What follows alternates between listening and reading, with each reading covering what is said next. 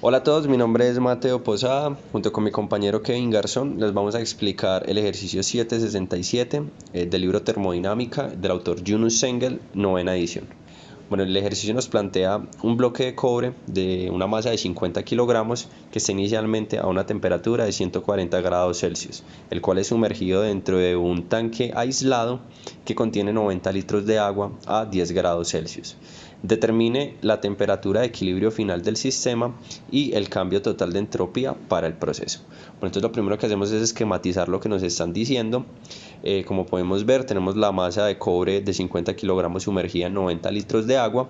El agua está mucho más fría que el cobre y nos dicen que el sistema es aislado, es decir, que es adiabático, no hay transferencia de energía en forma de calor ni del sistema a los alrededores, ni de los alrededores al sistema. Por ende, la única energía que está actuando en el sistema es la interna, que es entre la transferencia del cobre y la del agua. En algún punto, la transferencia de energía del cobre y del agua se van a equilibrar. Por ende, el sistema que vamos a estudiar es el de cobre más agua. Los datos que se nos ofrecen de entrada son que el cobre tiene una masa de 50 kilogramos y está a una temperatura de 140 grados centígrados. Y el calor específico del cobre a 140 grados centígrados es de 0,397 kilojoules sobre kilogramos por grados centígrados. Para el agua nos dicen que tenemos un volumen de 90 litros y que está a una temperatura de 10 grados centígrados. Como sabemos que la densidad del agua es de 1 gramo sobre centímetro cúbico, sabemos que esos 90 litros son equivalentes a 90 kilogramos. El calor específico del agua sería de 4,204 kilojoules sobre kilogramos por grados centígrados. Para hallar los calores específicos del agua y del cobre a las temperaturas en las que se encuentran, debemos interpolar. Entonces, en el caso del cobre debemos interpolar los valores de C sub P para una temperatura de 100 y de 200 grados centígrados. Estos datos los encontraremos en la tabla A3 del libro de termodinámica de Engel. Para el agua debemos hacer lo mismo, pero en este caso debemos interpolar para los valores entre 0 y 25 grados centígrados. Estos datos también los podemos encontrar en la tabla A3 del libro de termodinámica de Engel. Entonces, a continuación se nos introducen las preguntas que nos está introduciendo el enunciado. Entonces, la primera o el literal A es cuál es la temperatura de equilibrio, y la segunda o el literal B es cuál es el cambio total de entropía del proceso. A continuación, y es muy importante introducir las suposiciones porque estas nos ayudarán en nuestros cálculos. La primera suposición que planteamos es que, como sabemos que nuestro sistema es aislado y no hay transferencia de calor entre el sistema y sus exteriores, nuestro proceso es un proceso adiabático, por lo tanto su delta Q es igual a 0. La segunda suposición es que nuestro proceso es un proceso en cuasi equilibrio. Esto quiere decir que el proceso sucede de una manera tan lenta o tan pausada que nuestros potenciales y nuestras propiedades permanecen constantes. El tercero es que es un proceso estacionario, lo cual quiere decir que el cambio de energía cinética como el cambio de energía potencial son iguales a 0. Y el cuarto es que, como estamos trabajando con cobre y agua y son sustancias incomprensibles, es decir, que su densidad no se altera por la presión, entonces es importante colocar esta apreciación en las suposiciones. Listo, para el análisis de la primera pregunta, la temperatura de equilibrio, planteamos un balance de energía de primera ley, el cual establece que la energía de entrada menos la energía de salida es igual al cambio de energía del sistema. Luego la energía de entrada y la energía de salida se igualan a 0 debido a que, tanto por la suposición 1, que el sistema es aislado, no hay transferencia de calor, es decir que delta de Q es igual a 0, y es un proceso estacionario, entonces el delta de energía cinética y el delta de energía potencial también son iguales a 0. Entonces la única energía que está actuando en el sistema viene siendo la energía interna. En este caso, la energía total interna viene siendo dada por el delta de energía interna del cobre más el delta de energía interna del agua.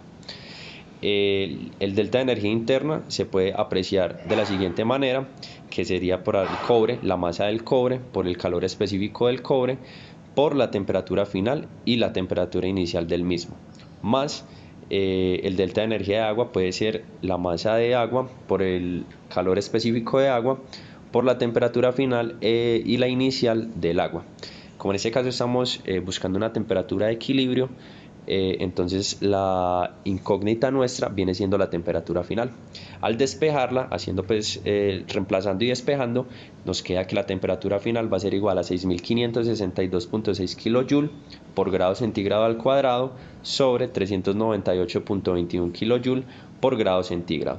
Cancelamos kilojoule y kilojoule y un grado centígrado del numerador se va con el del denominador, quedándonos entonces que la temperatura final de nuestro sistema o nuestra temperatura de equilibrio va a ser igual a 16 grados centígrados, que equivale a 289.15 Kelvin. ¿Qué quiere decir esto? Que en ese punto el equilibrio térmico se da, que es entre el cobre y el agua, y esto es dado por la ley cero de la termodinámica, que dice que hay un equilibrio térmico entre dos partes. En el segundo punto se nos plantea la pregunta de cuál es el cambio de entropía en el proceso. Entonces, de entrada sabemos que los mecanismos de transferencia de entropía son el calor y la masa. Como sabemos que nuestro sistema no está habiendo transferencia de calor ni de masa entre el sistema y sus exteriores, podemos decir que el cambio de entropía total del sistema va a ser igual al cambio de entropía del agua más el cambio de entropía del cobre. La siguiente es la fórmula que nos permite calcular el cambio de entropía para sustancias incompresibles y se nos presenta en el libro. Entonces, tenemos que el cambio de entropía para las sustancias incompresibles es igual al calor específico o Cprom multiplicado por el logaritmo natural de la temperatura 2 sobre la temperatura 1. Entonces, como sabemos que el cambio de entropía total para nuestro sistema va a estar dado por la suma del cambio de entropía del agua más el cambio de entropía del cobre, procedemos a calcularlas de manera independiente, el cambio de entropía del cobre y luego el cambio de entropía del agua. Entonces, para el cambio de entropía del cobre, al sustituir los valores y hacer los cálculos, obtenemos que el cambio de entropía nos da negativo, nos da menos 7,08 kJ sobre Kelvin. Esto es evidente o lo podemos evidenciar porque, como sabemos que el cobre está a una temperatura mayor que el agua, el cobre le va a empezar a transferir calor al agua y en el punto en el que se estabilicen, él va a haber perdido menos 7,08 kJ sobre Kelvin de entropía. Para el agua, el cálculo después de sustituir los valores nos da que el valor del cambio de entropía es de 7,13 kJ sobre Kelvin.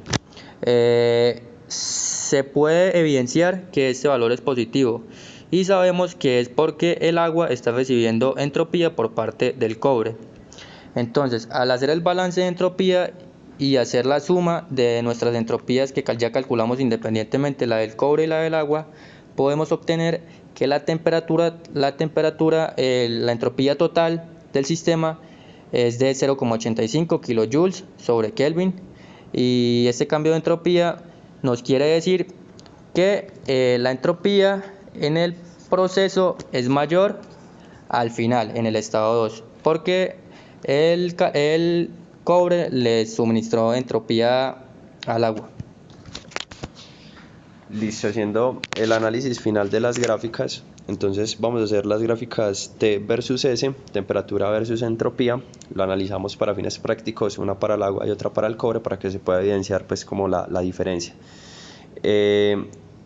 Algo que se me pasó en el primer balance fue que llegar a 16 grados centígrados es posible porque la masa de agua es mucho más grande que la masa de cobre, y por ende entonces la masa de agua aumentará un poco su temperatura y la del cobre la disminuirá bastante.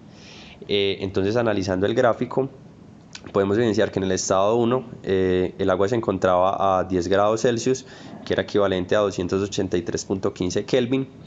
Y hubo un momento, al llegar al equilibrio, aumenta su temperatura. Eso quiere decir que llega a 289.15 Kelvin y va a ser una mayor entropía, es decir, que hay un mayor desorden de partículas. Para el cobre es el contrario, comenzó con una temperatura muy alta, 140 grados centígrados, equivalente a 413.15 Kelvin, y bajó su temperatura hasta los 16 grados, equivalente a 289.15 Kelvin. Esto quiere decir que la entropía final del cobre va a ser mucho menor en comparación con la inicial. Bueno, espero que estén muy bien. Ha sido un placer.